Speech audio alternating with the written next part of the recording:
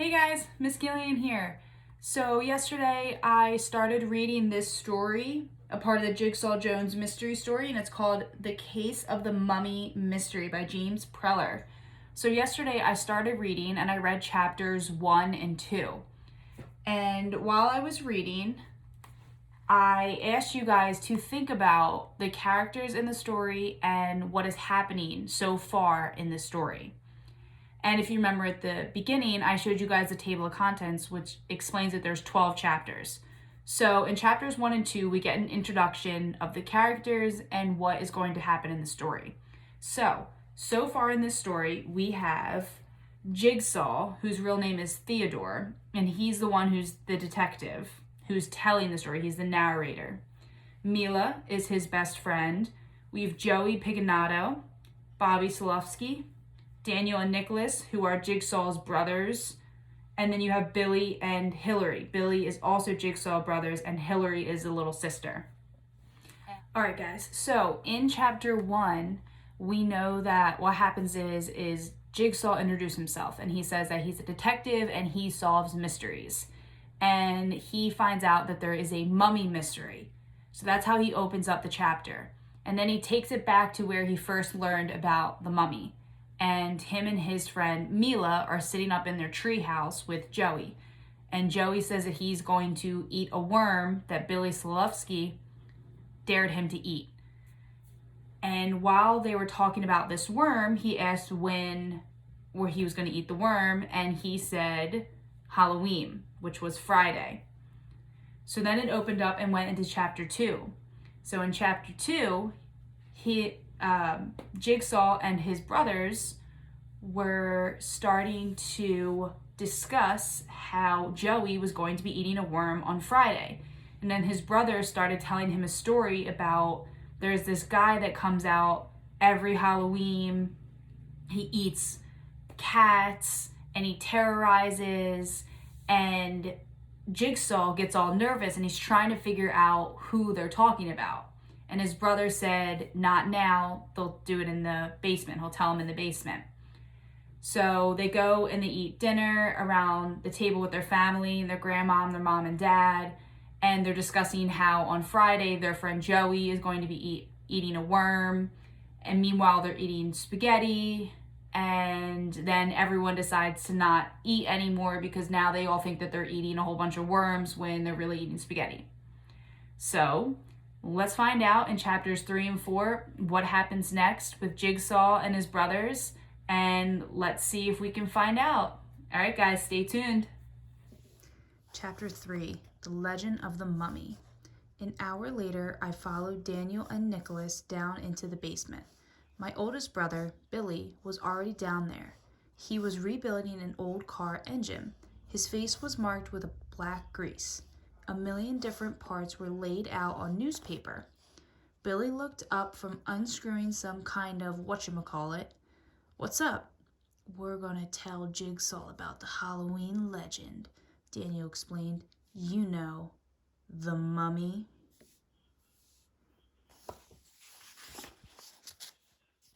Billy nodded slowly, staring hard at Daniel. Oh yeah, he said, the mummy. Don't you think it might scare him too much? I mean, he's only a pipsqueak. Am not, I protested. Daniel sighed. Okay. You know what a mummy is, right? Sure, I joked. He's like Frankenstein's cousin or nephew or something. They laughed at me. Hey, I'm kidding, I said. A mummy is a movie monster. He was in one of my puzzles, The Monsters of Hollywood. Daniel shook his head. Yeah, but this one is real, and he lives right here in town. Yeah, Billy said. The mummy rises from the wormy grave and comes alive every Halloween. Billy got up, arms outstretched, and walked stiffly across the room. He moaned and groaned. He tried to grab me by the throat, but I ducked out of the way. Remember Mrs. Eastep's cat, Twinkles? Daniel asked. I remembered. Remember how it disappeared 2 years ago at Halloween? I still remembered. The mummy got it, Billy said. How do you know? I asked. Barney Fodstock saw it happen, Daniel said. Billy went on. And you know, Mr. Riley, the old guy with white hair who lives on Charlie's Hill, his hair used to be jet black. So his hair turned completely white in one night, Billy said, because he saw the mummy and nearly died of fright. A chill ran down my spine, which was weird because I really, really, really believed in mummies.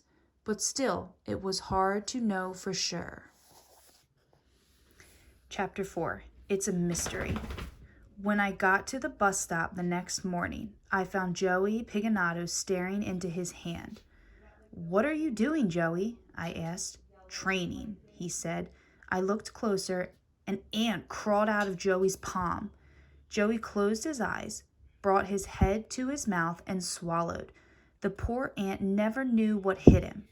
1 minute he was crawling around searching for a crumb. The next minute, the little guy was trapped inside Joey Piganato's belly. What a way to go. Joey licked his lips and shrugged. Not so bad, he said. Sure, I said. Better than raisinets. But a tiny ant is not exactly a squishy worm. I know, Joey said earnestly. I'm working my way up the animal kingdom. Sheesh! Mila skipped out of her house. The minute she saw Joey, Mila started singing, Nobody likes me, everybody hates me, guess I'll go eat worms. First you peel the skin off, then you chew the guts up, ooey gooey worms. When the bus pulled away, I watched as Mila's house got smaller and smaller until it was the size of a bug. Did you decide yet what you're going to be for Halloween? Mila asked me. I shrugged. I don't know. A pirate, I guess. Or maybe a gorilla. Or Frankenstein. I think maybe. How about you? I asked. Mila smiled. Here's a hint. I want to suck your blood. We both laughed. Mila was going to be a vampire. My stepmom Alice is suing me, this really cool black cape, and I already have a set of plastic bangs. Then I told her what my brothers had told me about the mummy and how he walks through town on Halloween and causes all sorts of trouble. Ralphie Jordan, who was sitting in front of us, turned around. It's true, he said. Barney Fodstock even saw the mummy with his own eyes. How do you know? I asked. Everybody knows about the mummy, Ralphie said. It knocked down Earl Bartholomew last year. Earl Bartholomew was an 8th grader who lived across the street from Ralphie. Are you sure? Ralphie's eyes lit up bright and large. It was Halloween night. Earl was in a hurry, so he cut through Green Lawn Cemetery. Suddenly, he felt someone push him in the back. Earl fell and chipped a tooth. But when he turned around, no one was there. Maybe he tripped, I said. Ralphie shook his head. No, Jigsaw. He was pushed. Well, Mila said, pulling on her long black hair. It sounds like a mystery to me. I pulled out my detective journal. I turned to a new page. With an orange marker, I wrote, The Case of the Mummy Mystery.